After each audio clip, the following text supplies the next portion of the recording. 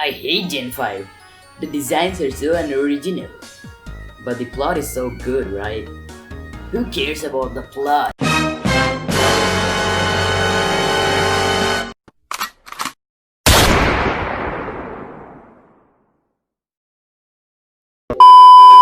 Whoa guys, what is up, Mike here, and welcome back to another video. So this one's gonna be a review of Pokemon Black and White and Pokemon Black and White 2 and their plot. I know I could have reviewed Crown Tundra instead, but I haven't really played it yet. So yeah, I'm gonna do that once I complete playing it. Plus I've got exams coming up soon. So yeah, the next video might be a little bit late, so I'm very sorry if that happens. But anyways, if you're new here, well, my name is Mike and I create Pokemon content mostly.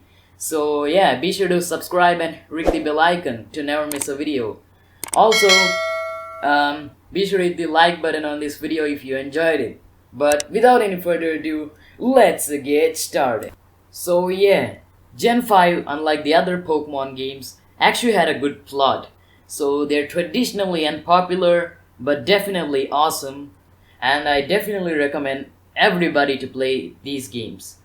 Anyways, I'm gonna break down the Gen 5's plot into 3 parts, which are N and Team Plasma's backstory, the story in Pokemon Black and White, and the story in Pokemon Black 2 and White 2.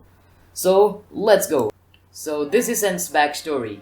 He was orphaned by his original parents, so he was in the wild and being raised by Pokemon, which led to his good relation with Pokemon, but also to his isolation from humans.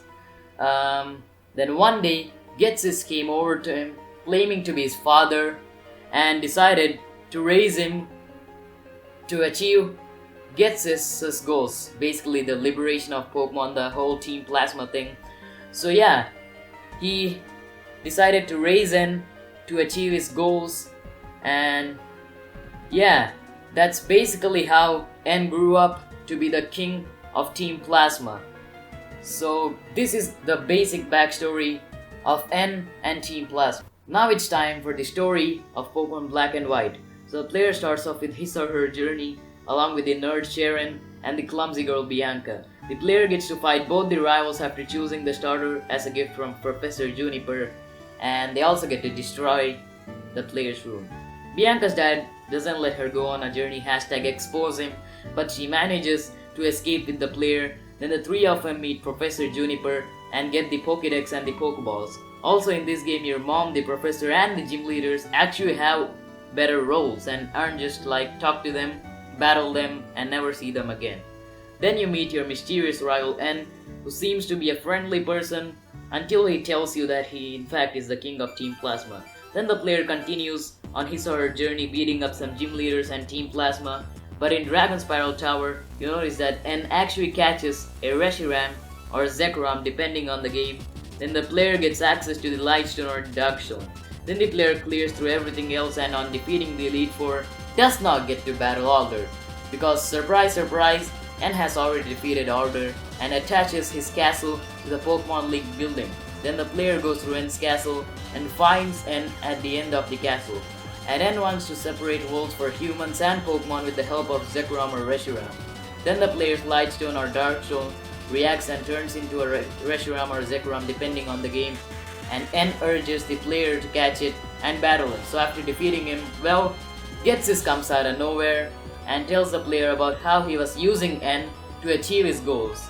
So he battles him and beats him up, and the player battles him and beats him up, and then he escapes and N bids the player farewell. And that's the ending of the main game in Pokemon Black and White. It was really amazing how this game had such a different ending instead of just defeating the Elite Four and the champion. Now it's time for the story of sequels to Pokemon Black and White, which are Pokemon Black 2 and White 2. So the player goes on a journey along with his rival Hugh because Team Plasma stole his sister's Pearline. Okay. Anyways, the player continues on with the journey until he or she meets Colress, the nerdy looking guy who is the second boss of Team Plasma, appointed by Getsis. He tells the player that he disagrees with the whole liberation of Pokemon, the Team Plasma thing. So yeah, he also joins the Driftvale City tournament like the player, and is actually the final person to battle the player Also, after the player battles him in Team Plasma Frigid and wins, he gives the player the Master Ball and allows him to enter Ghetsis' chamber. And after the player enters there, he sees that he has a Kyurem and he literally tries to freeze the player to death with the Kyurem. But guess what? Surprise, surprise! N comes to the rescue of the player with his own Reshiram or Zekrom depending on the game, and then Zekrom or Reshiram and Kyurem fuse, creating Black Kyurem or White Kyurem. So the player has to battle that huge thing, and after beating it up, the both legends separate again, and then he has to battle Ghetsis and beats him up, and yeah, then he goes through Victory Road, battles Hugh for the final time, beats up the Elite Four. Also, they find Hugh's sister's pearl on it. Was a leopard in Team Plasma's custody. But anyways, the plot doesn't end in the main game in this one because the post-game plot is even better, as the player gets to battle Alder and Alder's grandson Benga. He also gets to go to N's castle, and N gives him the Light Stone or the Dark Stone, you know, basically whatever legendary Pokemon N owns. And yeah, you can go to the Dragon Spiral Tower, revive that Pokemon and catch it. You can also catch Kyurem and fuse these Pokemon into your own White Kyurem or Black Kyurem. And you can also join the Pokemon World Tournament, which is a tournament of everybody from Gen 1 to Gen 5.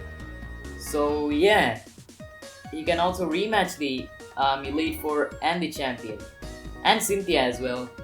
But anyways guys, I think that's it for both the plots. Now it's time for the review. Overall, I think I'm gonna give these games 10 out of 10 for their excellent plot. Also, I recommend every teenager on this earth to play these two games. They're definitely made for teenagers. But anyways, that's it for this review. Thank you so much for watching, guys. I hope you enjoyed this. If you did, then why not leave a like, and let's keep a like aim of 50 likes on this video. And also be sure to subscribe and hit the bell icon for future updates. But anyways, I'm gonna see you guys in the next video. Until then, peace out.